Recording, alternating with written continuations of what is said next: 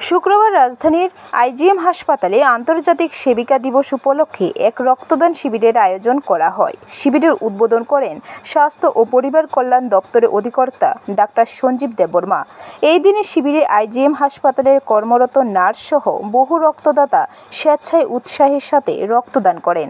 দপ্তরের অধিকর্তা ডাক্তার সঞ্জীব দেববর্মা জানান, আগরতলা সরকারি নার্সিং কলেজ ও আইজিএম হাসপাতালে কর্মরত নার্সদের উদ্যোগে এই দিনের রক্তদান শিবিরের আয়োজন করা হয়েছে।